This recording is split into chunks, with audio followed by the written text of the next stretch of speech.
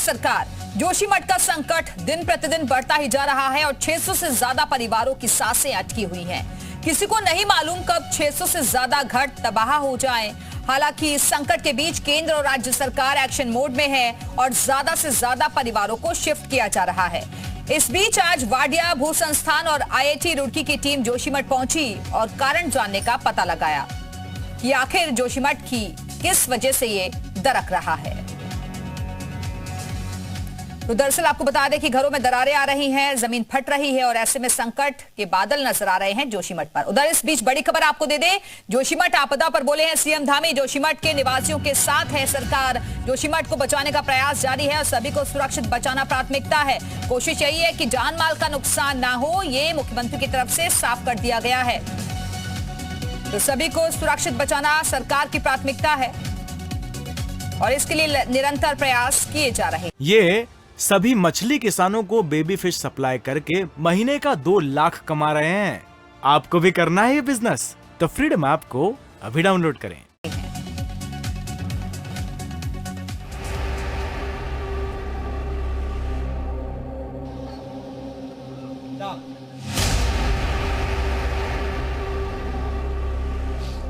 सरकार इनके लिए पूरा काम कर रही है पूरी। अब वो देखो सरकार ने अभी कुछ। जोशीमठ में खौफ का मंजर।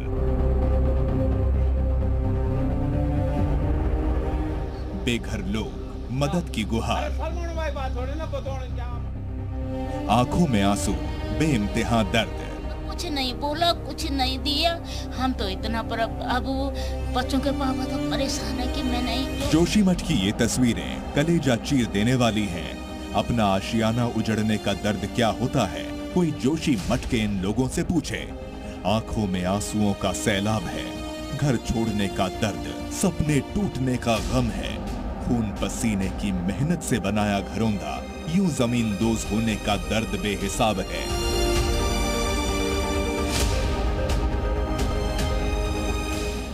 एक नहीं, 2 नहीं, जोशीमठ के हर इलाके की एक जैसी भयावह तस्वीर और पीड़ित लोगों का असहनीय दर्द।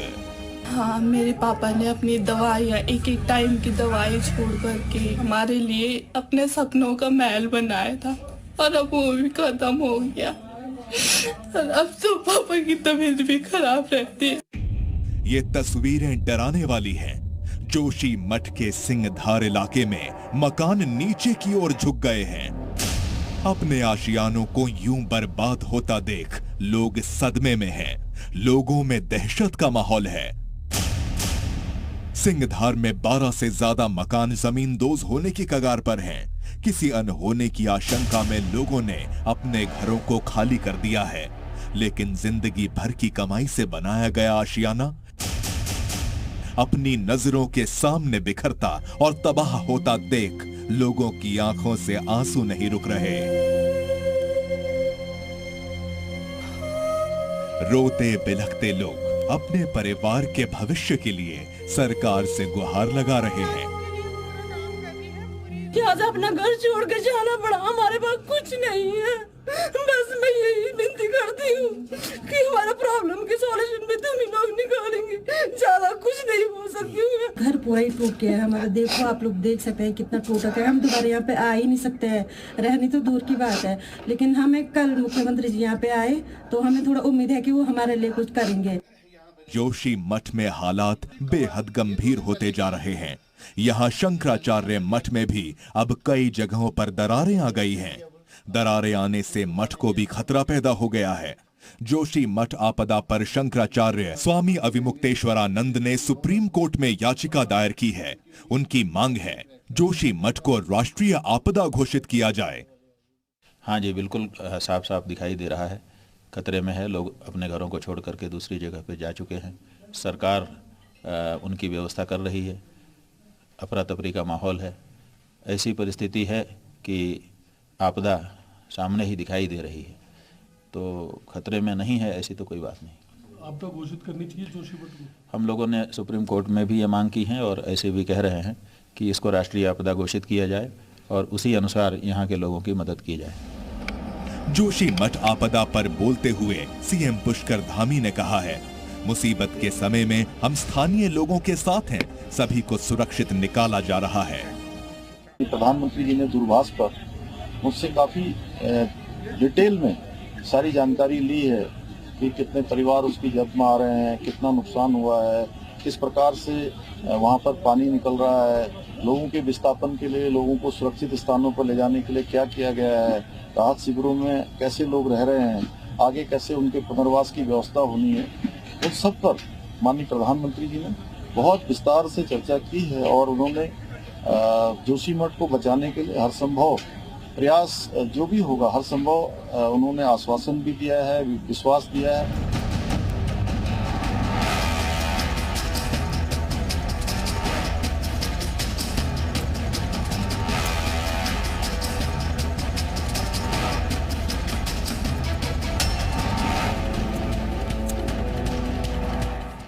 तो तबाही की दरार और एक्शन में सरकार, इसी मुद्दे पर हम करेंगे चर्चा। तमाम खास मेहमान इस वक्त हमारे साथ जुड़ चुके हैं। सौरभ बहुगुणा जी कैबिनेट मंत्री इस वक्त हमारे से जुड़ गए हैं और डॉक्टर सुशील कुमार जुड़े हुए हैं भूवैज्ञानिक के तौर पर। कल्याण सिंह रावत जी जुड़ गए हैं, पर्यावरणविद हैं। बहुत बहुत स्वागत है आप लोगों का। लेकिन चर्चा की शुरुआत सबसे पहले सौरभ जी मैं आपके साथ ही करना चाहूंगी, क्योंकि ये जो तस्वीरें लगातार जोशीमठ से सामने आ रही हैं, ये आंखों से हट नहीं रही हैं। आंसू ऐसे कि लगातार छलके जा रहे हैं, रुक नहीं रहे हैं। और वाकई में उन लोगों पर इस वक्त क्या गुजर रही होगी जिन्होंने तिनका तिनका जोड़कर अपने घरौंदे को तैयार किया और अपने आंखों के सामने आज बिखरता हुआ सब कुछ देख रहे हैं। नहीं मैम, आप सही कह रही है। जो स्थिति है आज के दिन, वो स्थिति चिंताजनक भी है और सरकार इसको लेके बहुत गंभीर है। हमारे माननीय मुख्यमंत्री जी, हमारे चीफ सेक्रेटरी, ठीक है सौरभ जी, मैं वापस आती हूँ आपके पास, लेकिन आपदा प्रबंधन सचिव की तरफ से इस वक्त प्रेस कॉन्फ्रेंस की जा रही है, सीधे रुक करेंगे। माइनर वालों को तो इस पर नजर रखे हुए हैं और डेली हम सबको लेके जा रहे हैं। दोनों चीजें करनी पड़ती है, लोगों के साथ एक काइंड ऑफ समन्वय स्थापित करना पड़ता है। तो हम दोनों पक्ष को हम लेकर चल रहे हैं। ऐसा नहीं हो कि हम जबरदस्ती कहीं लेकर चले जाए और दिक्कत हो, तो सहमति से ही कार्य चल रहा है। लगातार एक्सपर्ट बात कर रहे होंगे, तमाम आपका मॉनिटर भी चर्चा हो गई होंगी। कंक्लूजन क्या निकला आपका कि इसका रीजन क्या है? सिर्फ मोरेन वाला है या टनल में जो बात चल रही है कि टनल की वजह से, ब्लास्टिंग की वजह से हुआ होगा? देखिए, मोरेन कहने का तो कब ग्लेशियर रहा होगा, कब लैंडस्लाइड हुए होंगे, जो भी है, कुल मिलाकर कंक्लूजन ये है मिट्टी लूज है, मिट्टी बहुत लूज है, उसकी बेयरिंग कैपेसिटी कम है। लेकिन जब मैं ये पूछता हूँ कि कोई इन्वेस्टिगेशन, अभी तक जो मिश्रा कमेटी की बात की जाती है या पूर्व के कमेटियों की रिपोर्टें आई है, कभी मैं जब बात करता हूँ तो कोई इन्वेस्टिगेशन नहीं हुआ है। तो ये एक हर रिपोर्ट में कमी है कि बिना इन्वेस्टिगेशन के कुछ फिजिकल ऑब्जर्वेशन पे रिपोर्ट बनाई गई है। थोड़ी बहुत कुछ इन्वेस्टिगेशन हुए हैं, लेकिन मेजर इन्वेस्टिगेशन जो होना चाहिए था, जियो टेक्निकल, जियो फिजिकल, हाइड्रोलॉजिकल, वो नहीं हुई है, वो हमें करवा रहे हैं। तो ये कंक्लूजन की किस कारण से है, या एनटीपीसी के टनल के कारण से है, ये कोई एविडेंस, कोई साक्ष्य नहीं उपलब्ध है, कोई रिपोर्ट उपलब्ध नहीं है। क्योंकि जब मैं देखता हूँ एनटीपीसी का टनल, मैं रिफ्यूट भी नहीं कर सकता कि उसके कारण नहीं है, लेकिन है उसके कारण, इसके भी कोई साक्ष्य नहीं है। 2013 की जो सुप्रीम कोर्ट की पर एक बार फिर से वापस लौटते हैं। सौरभ जी, माफी के साथ मैंने आपको टोका था, आप अपनी बात पूरी कर लीजिए। अब नहीं मैम, जो स्थिति है वो गंभीर है, चिंताजनक है और सरकार उसको लेके बहुत ज़्यादा सीरियस भी है। क्योंकि लगातार आप देख रहे हैं, जब से जोशीमठ का प्रकरण सामने आया है, माननीय मुख्यमंत्री जी, हमारे चीफ सेक्रेटरी, हमारे डीजीपी, हमारी एनडीआरएफ, हमारी एसडीआरएफ, सबकी टीम वहाँ पर लगातार नज़र बनाए रखी है। माननीय प्रधानमंत्री जी ने कल माननीय मुख्यमंत्री जी से खुद बात करके जोशीमठ के ऊपर चर्चा करी है। पूरी सेंटर की जो असिस्टेंस है वो हमको अश्योर करी है। और आज के दिन सबसे बड़ी प्राथमिकता जो सरकार के सामने है वो लोगों की ज़िंदगी को बचाना है, उनको रिहैबिलिटेट करना है और लगातार ये सरकार उसी पे कदम उठा रही है। सौरभ जी, मैं कल्याण जी के पास जाऊं उससे पहले एक और छोटा सा सवाल कि क्या पूरा जो जोशीमठ है वही पूरा जद में आ चुका है या फिर कुछ पर्टिकुलर एरियाज हैं, कुछ ऐसे डेंजर जोन है जहां पर खतरा ज्यादा दिख रहा है? मैम फिलहाल जो है वो एक पर्टिकुलर जोन है जो अभी तक हमारे समक्ष में आया है। वो पर्टिकुलर जोन है जो डेंजर के जद में है और वहाँ पे जितने भी परिवार हैं जो वहाँ पर प्रभावित होते हैं, उनको वहाँ से विस्थापित करने की, उनको वहाँ से सेफली बाहर करने की ये सरकार की पहली प्राथमिकता है। हमने लगातार कोशिश कर रहे हैं कि वहाँ पर हमने SDRF NDRF की टीम को डिप्लॉय कर रखा है। कल जो है केंद्र सरकार वहाँ पर जो है सचिव सीमा प्रबंधन को, हमारे NDMMA की टीम को, नेशनल इंस्टीट्यूट ऑफ डिजास्टर की टीम को, जियोलॉजिकल सर्वे ऑफ इंडिया की टीम को, IIT रुड़की की टीम को, Wadia institute of Himalayan geology की टीम को, ये सारी टीमों को कल वहाँ पर केंद्र सरकार के द्वारा भेजा जा रहा है और उसका जो भी उनकी रिपोर्ट आएगी उस पर सरकार जो है वो एक्शन लेगी।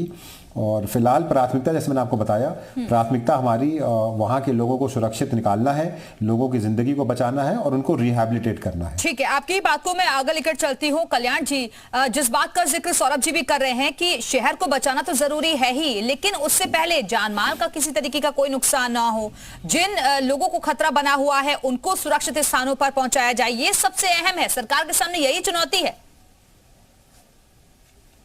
हाँ, ये आप सही कह रहे हैं और ये अभी जोशीमठ की जो स्थिति है बहुत गंभीर है और इसमें अभी सरकार भी अपनी तरफ से पूरी कार्यवाही कर रही है। वहाँ पर सारे इंतजामात करने की पहल हो रही है और जोशीमठ में सबसे पहले पुनर्वास की व्यवस्था करनी होगी। लोगों को जहाँ पर ले जाना है, कहाँ पर सही जगह पर रखना है, किस तरह से उनको वहाँ पर सुविधाएं देनी है, ये सबसे बहुत महत्वपूर्ण चीज है। और सबसे बड़ी चीज है कि इसमें जोशीमठ में जिस तरह से लोग जा रहे हैं और वहाँ का जायजा लेने के लिए एक भीड़ जैसी वहाँ बन रही है, इस भीड़ को कम करने की जरूरत है और ताकि वो लोग काम कर सके। SDRF है कई वहाँ पर। ठीक है कल्याण जी, वापस आती हूँ आपके पास, लेकिन इस बीच एक बड़ी खबर उत्तराखंड से ही सामने आ रही है। कर्णप्रयाग के 50 घरों में दरारें आ गई हैं। बहुगुणा नगर के 50 घरों में आई है दरार और घर छोड़ने को मजबूर हुए हैं लोग।